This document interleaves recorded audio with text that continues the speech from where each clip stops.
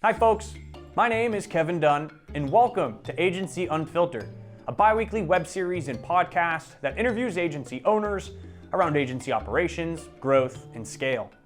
Nobody knows how to scale agencies better than those that are already doing it, and they're happy to share an unfiltered look into what has worked and what hasn't. Joining us today is John Kelleher and Lucy Seymour, directors of ESM Inbound, a London-based agency. Using the adage, how you sell is why you win, ESM Inbound made a move to productize their agency services. Clients can buy individual services and products a la carte with no retainer commitments and frictionless cancellation. Learn more about their decision to make this pivot, their early successes, and their lessons learned in this episode of Agency Unfiltered.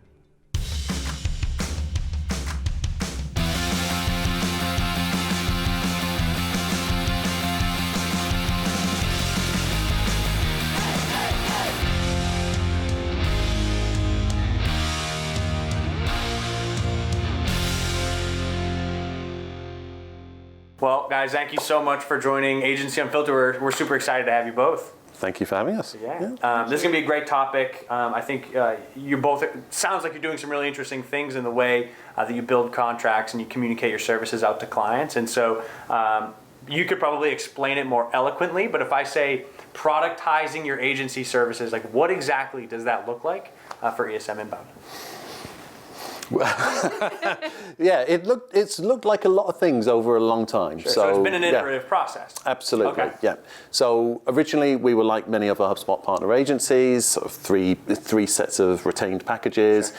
Those retainers were 12-month arrangements with maybe a 6-month or 90-day break clauses in there, sometimes even 30 days. Yeah. And then we started listening probably at Partner Day last year. We really first heard the message of the flywheel and the whole sell how you want to be sold to thing. Mm-hmm. And I thought, there's nothing I buy where I'm signing up to a 12-month retainer of that magnitude, of that cost, that feels like that's how I want to buy. Sure. So we thought, how do we buy stuff? Well, we buy stuff on low commitment, on subscriptions, on easy cancellation and stuff like that. Is that possible to take to an agency model? Well, we gave it a go and it's worked. And so now we offer people the ability to buy a blog post or a landing page or a workflow without any commitment to a retainer. They can buy a retainer if they want, but if they do buy that retainer, then they can cancel any time before their next billing date. So it's not even 30 days notice, it can be 1 day's notice. So I would say, as compared to, again, and you made this move yourself, from the agency, like the traditional agency retainer model, this seems like a pretty drastic pivot, right? When did you realize it was time? Was it just this idea of, well, us as buyers, we know how we want to be sold or how we want to buy, but how did you know it was time for the agency to roll that out?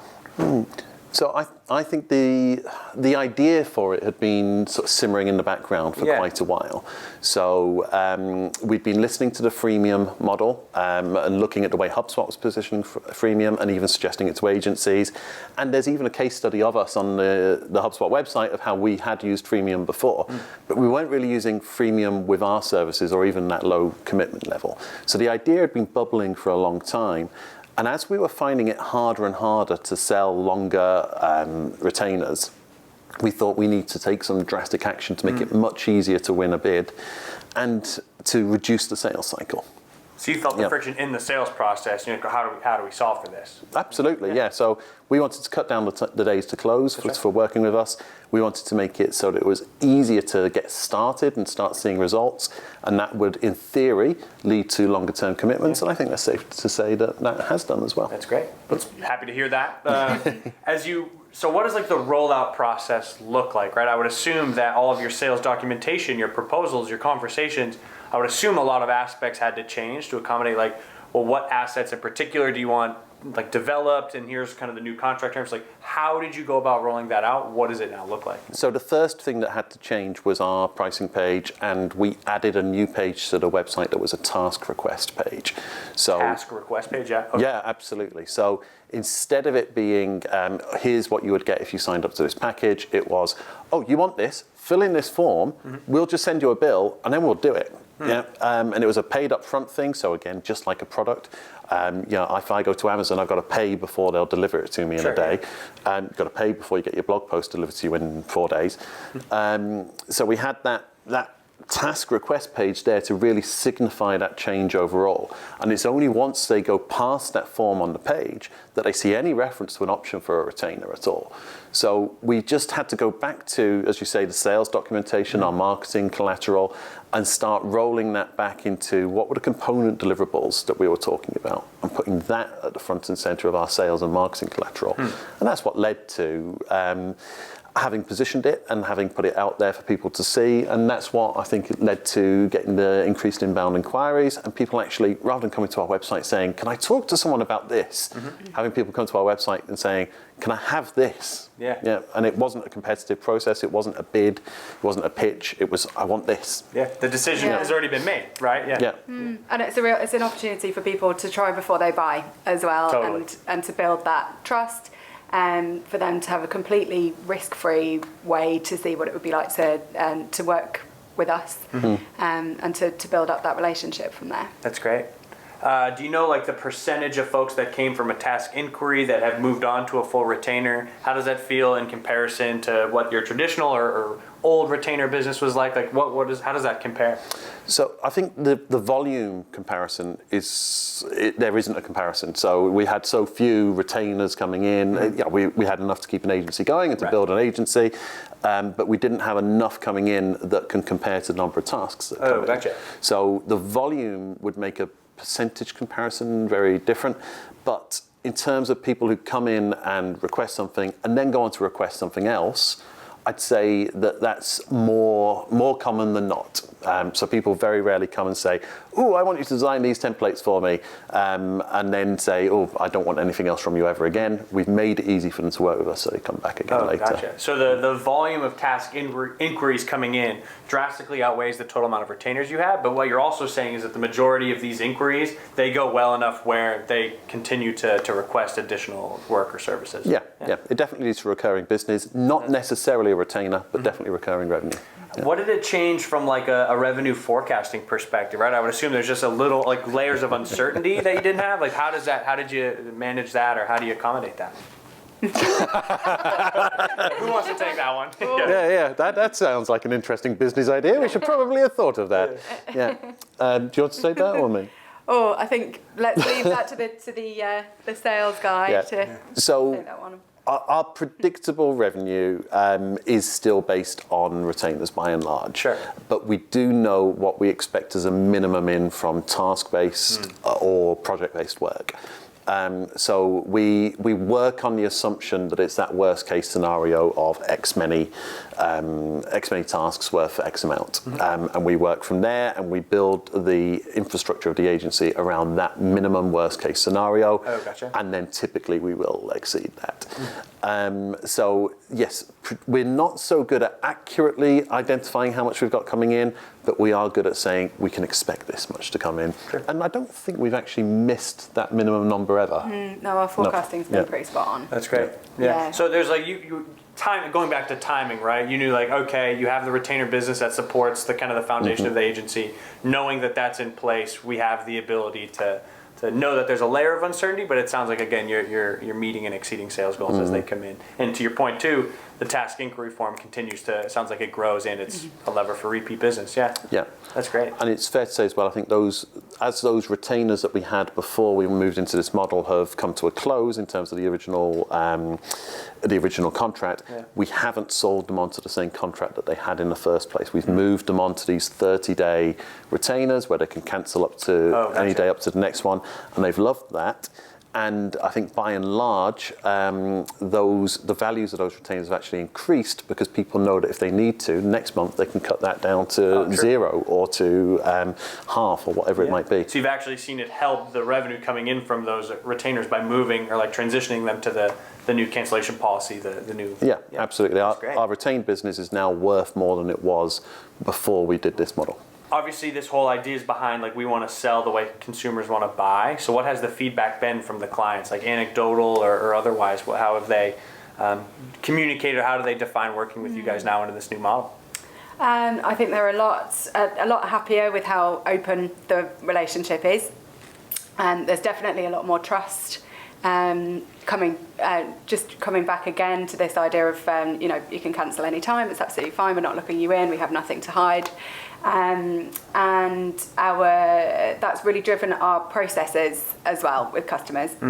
So the turnaround times for a task are as predictable as they can possibly be. If we say that we're going to deliver something in a certain amount of time, it is, because our processes usually back up the usually 100% of the time. A million percent of the time. Meanwhile, what's going on back in London? From that perspective, like delivery and process, I would assume that there's a huge time tracking element here. So like walk me through how much time tracking, where do you need to be from a time tracking perspective to feel confident rolling out this sort of like new productized model? Yeah, so we, over the course of about 2 years, would you say, 2.5 years, we religiously toggled every single task that we did, whether that was something that we were doing for ourselves, for our own marketing internally, or for customers, and kind of found that average time for each deliverable, and we then used that to figure out our pricing from there, plus our turnaround times. So typically, if say a blog post is 1 point's worth of work, that would be 4 times the number of points that we can realistically expect to turn that around for the customer. And then behind the scenes, we have all of the processes that are in place to support that. So we have a really tight QA process, which means, and ideally, and 9 times out of 10, I would say, that we keep revisions to an absolute minimum. We include a certain amount of revisions, of course, and again, that goes back to the trust factor. Yeah. So you communicate a cap on revisions? Yeah. So a minimum. A maximum of 2 revisions in total. No need to set minimums. Minimum. We love revisions. Please give us more. But so it's what communicated in whatever the contractor bill or proposal, but what a cap of 2, you said? Yeah, cap of 2. But ideally, I mean, we don't even start on a piece of content, for example, until we've had a conversation about it, which scopes out very clearly exactly what that piece of content is designed to do, what the CTA will be, how it fits into that customer's wider strategy, and what they don't want to include. Every single detail is covered off in that conversation. We then go away and write a plan, and we then complete our research and make sure that we've kind of covered every single possible base, and it's only at that point that we will ask whether the customer approves the plan or not, and if it's a thumbs up, great, we go and create the content. If not, then we have to have another conversation. So the time frame for delivery, so for example, you said it's always the 4 times the points, so blog post is 1 or whatever it is, and it's going to be 4 days from there, but you don't start counting, the clock doesn't start ticking until you've gotten the sign off on that plan. Exactly. Research has been conducted, etc. Yeah, exactly. And obviously we have processes in place to complete all of the previous steps as quickly as possible, but there has to be some leeway there, because obviously customers don't have always have an infinite amount of time, and they may not want to be that involved with the process, and that is fine too. And so we can go away and confidently produce a plan that we know they'll be happy with, and they can tick, sign off, and we go from there. So it's really kind of molded to what the customer wants and how involved they want to be. That's great.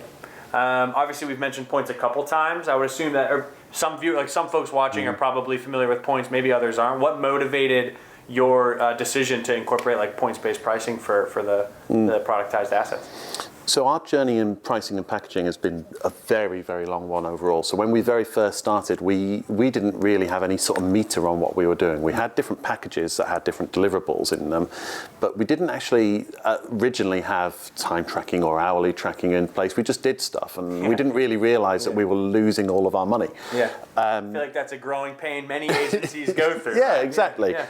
We didn't then move over to hourly billing. We moved over to points-based pricing, very much inspired by the PR 2020 model, and that worked pretty well for us for a long while.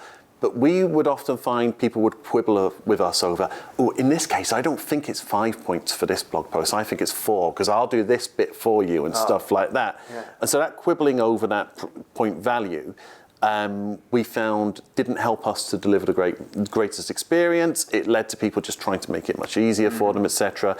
And that came from points not equaling an hour, but being starting point is like an hour. 1 point is roughly an hour. So we stood back from that and we thought, what can you really do in an hour that's a productized deliverable?